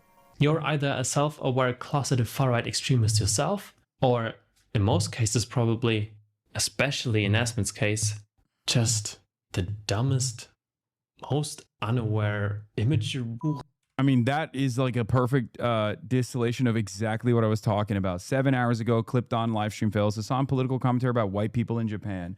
I'm making a joke. I'm a white person in Japan, right? I make a joke. They take it. They frame it in this like super negative manner. They brigade it. Everybody goes, oh my God, this guy's a real fucking anti-white racist. Asmongold does, 45 minutes on how anti-white racist I am. All of a sudden, the very same people that maybe in a different timeline would have laughed at that are now thinking, you know what? I do hate this guy because I've already learned that I should hate this guy because all of these other people in this community that I'm a part of now also hate this guy. So he's not capable of fibbing, making a joke, being insincere, being hyperbolic, embellishing. He must actually sincerely hate white people. And you are literally being socialized into thinking that there is like a sincere effort out there amongst people who are actually trying to generate anti-white hatred. Now you believe that. You didn't believe that yesterday, but now you believe it. You're like, yeah, you know what? Anti-white hatred is a real problem. After all, my favorite content creator is saying it is. After all the other people in this community that I'm a part of are talking about it, right? So that must be real. That must be a real thing. Well, I'm a white guy and I feel fucking kind of mad about this. We are we're very easily manipulated, and we don't realize how easy that is. Like when someone extends an open hand, a warm welcome, and a sense of kinship, a sense of community, that goes a very long way. Unfortunately, leftists hate doing that. Leftists love being as repulsive as they physically possibly can be because they mistake that for moral purity, unfortunately. Okay? Let's be real. We do that quite a bit. We like to be off-putting a little bit. Sorry. And we mistake that for being, morally pure or morally righteous. It's very tough to organize on those boundaries. Okay? But in any case, your enemies, both on the internet and in the real world, don't do that. They always welcome people with open arms. One of the most common memes around this meta is the classic one where a Nazi will never say, oh, it's not my job to educate you. Okay? A Nazi will never say it's not my job to educate you. A Nazi loves that opportunity to educate you. Okay? A far-right figure or a right-wing figure will sit there and tell you till the motherfucking cows come home about how, all of these third world migrants have come here to demographically replace you, and how the only reason why you don't have a high paying job is because of that demographic replacement that took place. And they'll fucking chew your ear off. We can't be the type of people that sit around on the opposing side of that and go, I can't do the emotional labor. I'm sorry. And I understand that there is an emotional imbalance there too, right? Because obviously it doesn't take a toll on the white supremacist, oftentimes a white guy, to explain these concepts to other people. Whereas if you're transgender, if you're black, if you're brown, and you want to describe white supremacy, or if you're transgender and you want to describe the negative consequences of transphobia, of course, you are basically at that point justifying your existence, right? But we have to overcome that. You know, we have to. That's why I always tell you guys, like, you have to sometimes take on that emotional labor. You just got to do it. We have to do it. Look, I do it for Islamophobia, right? All the fucking time. I eat it on a daily fucking basis, right? Now, when I just said that, I'm certain that many of you turned around and said to yourselves, and some of you will type it in a second in the chat, well, it's different. You're rich, you're privileged, you're white. You're looking for excuses, okay? I didn't say it's harder for me to take on the Islamophobia than it is for you to take on as a black person white supremacy, okay? I know it's harder. I'm just saying we all have to the best of our ability, try and explain these concepts to people and be normal, okay? See, you're so fucking white, my dude. Anyway, let's continue. The dumbest, most unaware, immature Hurensohn, like the good little bootlicking ficker they are. Even when stripped any ideologies whatsoever, I can't for the love of God understand how anyone would look at someone like that and not be utterly repulsed by it. Even if you like his politics. Like, if I knew that I could get these people deported and sent back to fucking Guatemala or Somalia or wherever the fuck they came from, if I knew I could do that, I would take a break from my stream. I'd stream less so I could do that all the time. Like, I would be packing these guys up every day. Oh no, I'd show up at their house with the ICE agents. I'd show up like Ash Ketchum. I'd say, guess what? Guess what? Get your shit. Nah, bring your family too. Let's go. Like, this is just monetizing cruelty. At a certain point, you got to realize this isn't even about politics. You're just a bad person, right? And unfortunately for us, in this day and age, this is what politics has become. It's just monetizing sadism. Like, what utility, what purpose exists there? Like, how are you making society better? Like, you're not even presenting an argument as to why these mass deportations are going to somehow clean up the streets or anything. At that point, you're literally just saying that the joy is not coming from this dystopian future where we have a purebred white society. The joy is coming from the fact that you're punishing people who are, black and brown, punishing people who are migrants. It's so joyful. This is bully behavior. It's pure sadism. And I think a lot of people get to a certain point in their lives, as I gave you that monologue about the pit of despair and how you find yourself there. And it makes you so depressed and so angry at the world that you just want to share that anger with others. You want others to also feel a sense of the resentment that you experience on a daily basis, where you're like, everybody looks at me weird. Everybody fucking hates me. I'm a fucking loser. I'm a chud. And I shouldn't be a chud. But if I have to feel this pain on a daily basis, then I'm going to make it my life's mission to make sure other people also fucking eat shit too. And I think that's very sad. It's not a very productive way to live your life. But I do think that is exactly what these sorts of communities generate. That's exactly what these communities foster, right? And when you're getting your sense of purpose and your sense of community from these spaces, and the only warmth that you ever feel is the shared purpose of disseminating the hurt that you feel on a daily basis, then yeah, you have no other outlet. You have no other opportunity. All you got is trying to harm others, writing a mean comment on the internet, anonymously under someone else's fucking YouTube video or on their Twitter. Are you aware that APAC Mold is mentally ill, right? Because I never see you bring that up. I mean, it doesn't really matter. Yeah, he's not all there, but who cares? No one is fucking normal. Now, I'm mentally ill. You know what I mean? Oh, boys, come on. Get in the van.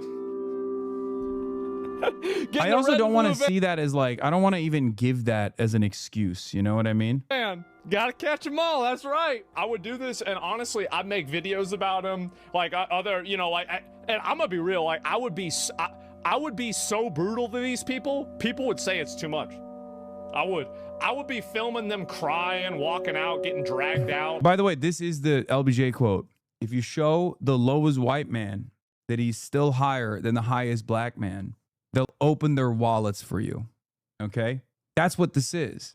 He is teaching his audience that there are those who are worse off than the people who experience real struggle on a daily basis, people who actually feel a lot of pain, people who feel a sense of loneliness, people who lack purpose in their lives and kind of recognize it.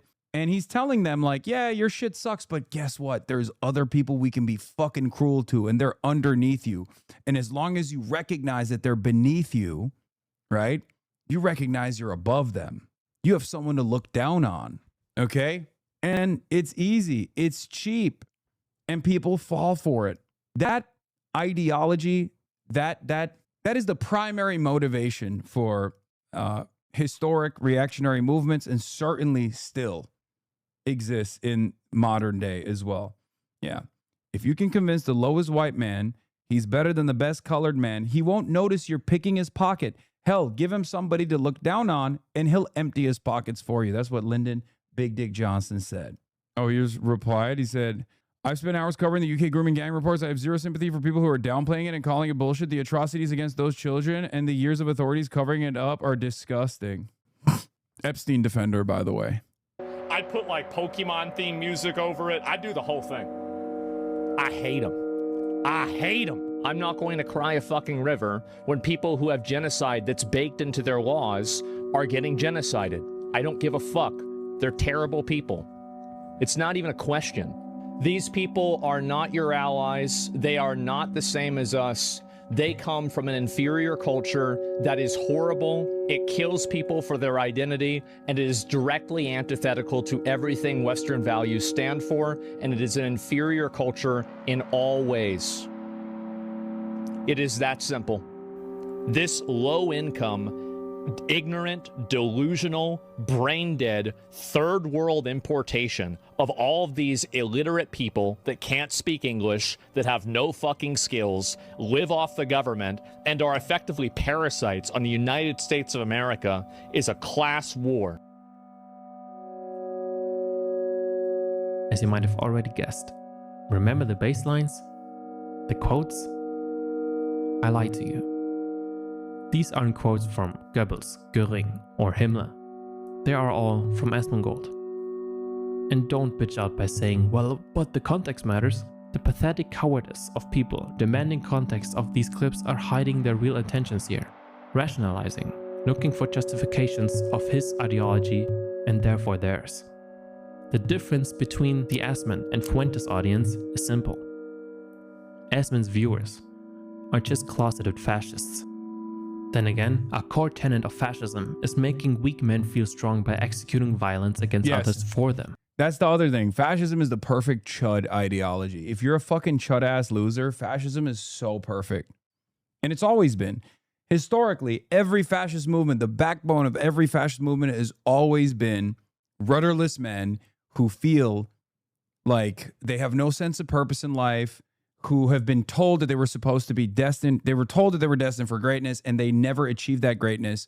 So now they're angry and they're lashing out and they have to look at, like they have to look down on people, right? That's what it is. That's always what it is. And there are plenty of people who fall into this. There are so many people who fall into this mentality because there's just no one out there who extends them a helping hand at any step, at any point. And slowly but surely, they just go down this pit of despair and become horrible monsters at the end of it. The ultimate daddy issue cockchair.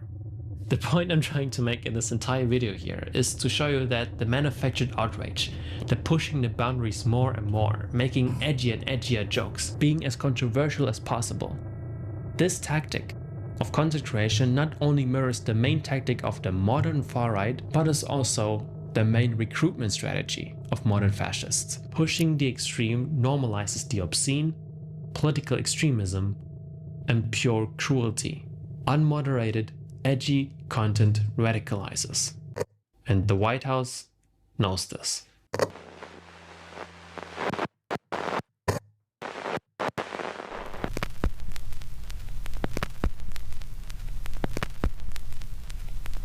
Yeah, before you know it, cruelty becomes the point. Like,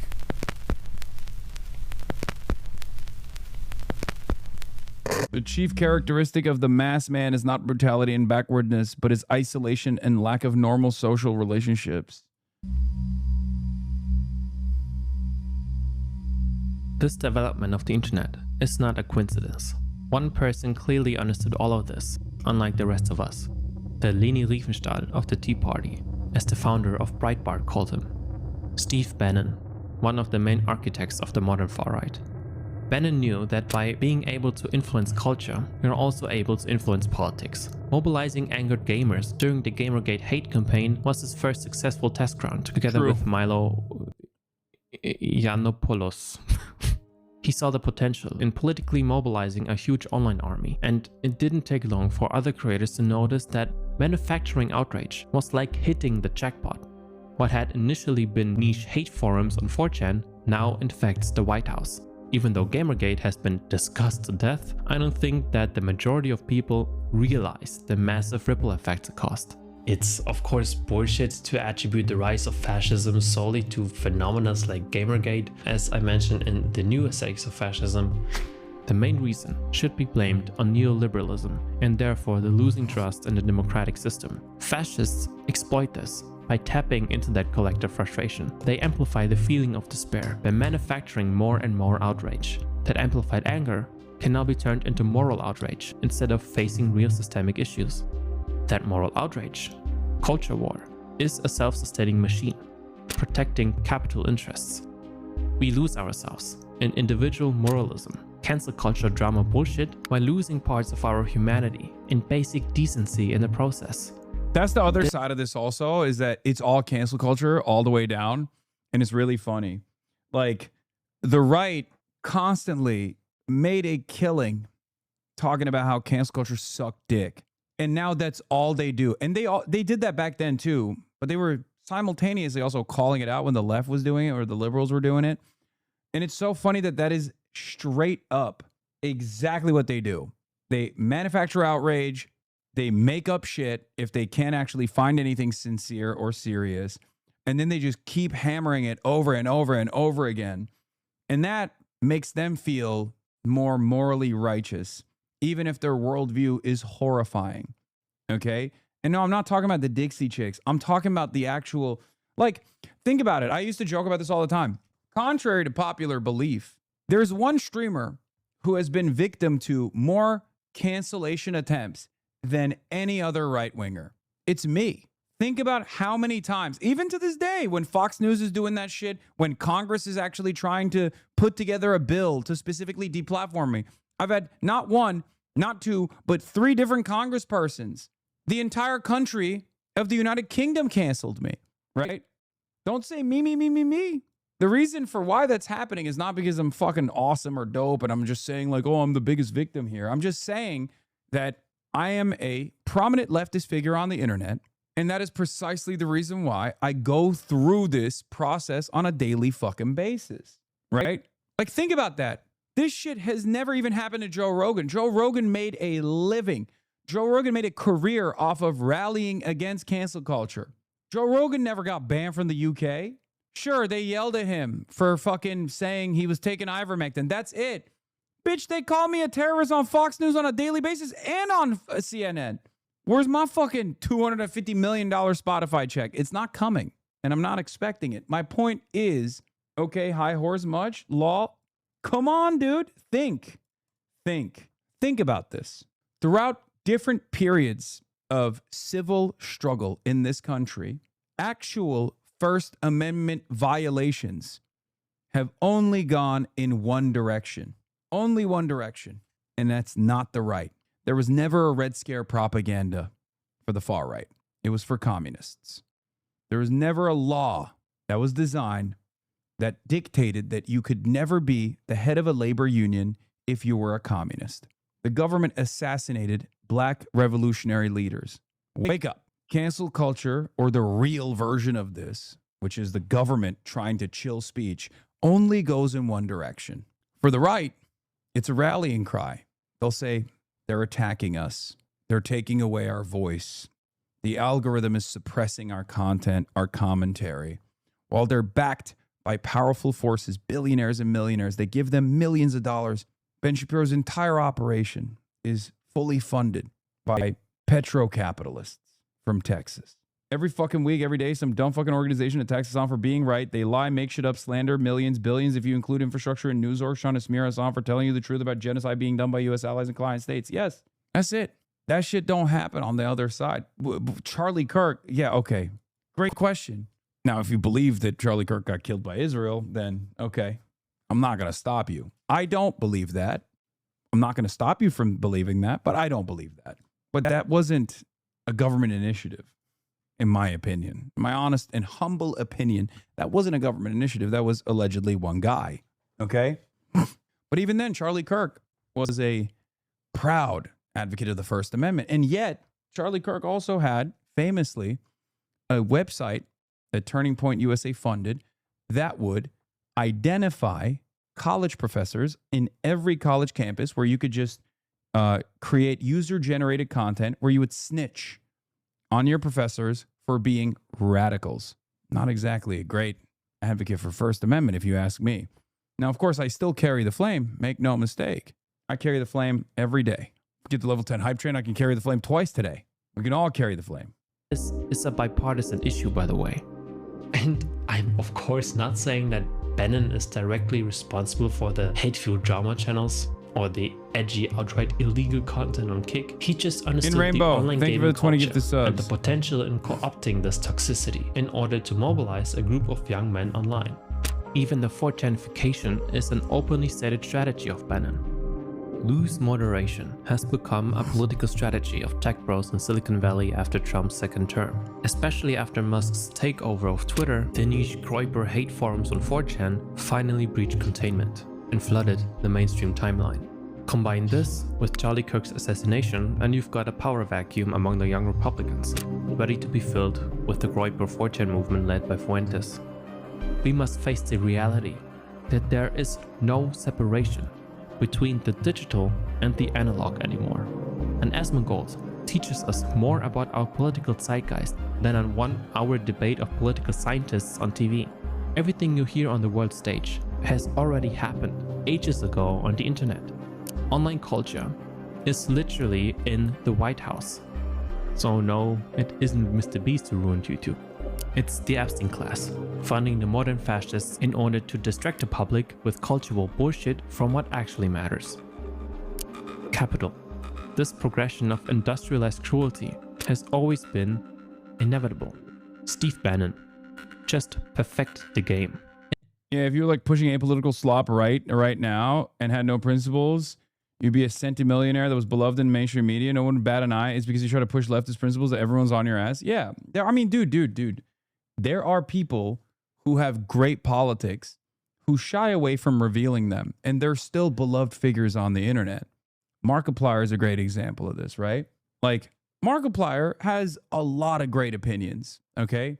But he's never made the mistake of coming out and being like, I'm a socialist or anything like that, okay? And that's part of the reason why everyone always cherishes the things that he does. And it's great. I'm happy. I'm like, I don't have any issue with that. I don't want him to come out and be like, I'm a fucking socialist, fuck capitalism, all this shit, okay? And then there are those like Billie Eilish who are way more open about their politics, right? Wait, are you not a centimillionaire? No, what are you, fucking insane? Of course I'm not a centimillionaire. Are you out of your mind? So there are people like Billie Eilish, for example, and people fucking despise her. Now, part of the reason why people despise Billie Eilish is because, you know, they're Taylor Swift fans, I think, or I don't know. There's like some stan culture shit there. I'm not super tapped in, right? But the other part of the reason why a lot of people fucking despise Billie Eilish, aside from the fact that she's a woman, is because she's outspoken. So when you're outspoken about your politics, and when you're daring enough to say a better future is possible, and I think the super wealthy need to give back more to make that future happen, people go, fuck you. You're fucking rich. Fucking kill yourself. Like, we have this unbelievable resentment for people who look at the current design of society and say a better future is possible. It's so strange. It's so strange. Is it crabs in the bucket mentality, where we immediately attack people because we've built this like insane level of cynicism by, I think, being online too much, because that's where this is, that's where the cynicism is bred. That's where this nihilism is bred. Okay. And it's very interesting that a lot of people who would otherwise be like woke or whatever get fucking geared up by people who are objectively not woke. Leftists get duped by the right all the time. For the longest time, the if you don't like it, leave this fucking country mentality that I received my whole career only came from the right. It came from Steven Crowder. It came from Ben Shapiro. Now I hear that shit from liberals. Okay. For the longest time, the idea that if you were in any way, shape, or form trying to advance progress in society, that you were a hypocrite if you were in any way, shape, or form financially successful while trying to advance a better society, was hypocritical, only came from the right. It's an inherently reactionary opinion. And yet so many leftists, self-identifying leftists, have identified with this message. It's very interesting. So what's the alternative? If someone is successful, if someone is rich, they should just shut the fuck up and enjoy the benefits of wealth. They shouldn't try to advance society. What are you talking about? Because that's what you're demanding. That's what you're saying. That's what you're saying should happen. Okay. Hasan and I are gonna go see Disclosure Day together. Let's go, dude. Okay.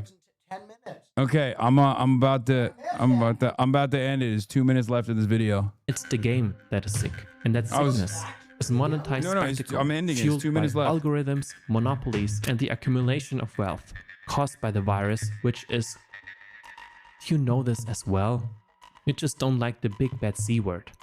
Those in power will do everything they can to protect that. All right, I gotta go. Even if that means mobilizing fascists worldwide. No, not because capitalists are just greedy and evil people, but the system Yes, I lied that about produces gaming. them. I'll see you tomorrow, guys. All right, I gotta go. All right, everybody. Peace out. Okay, peace.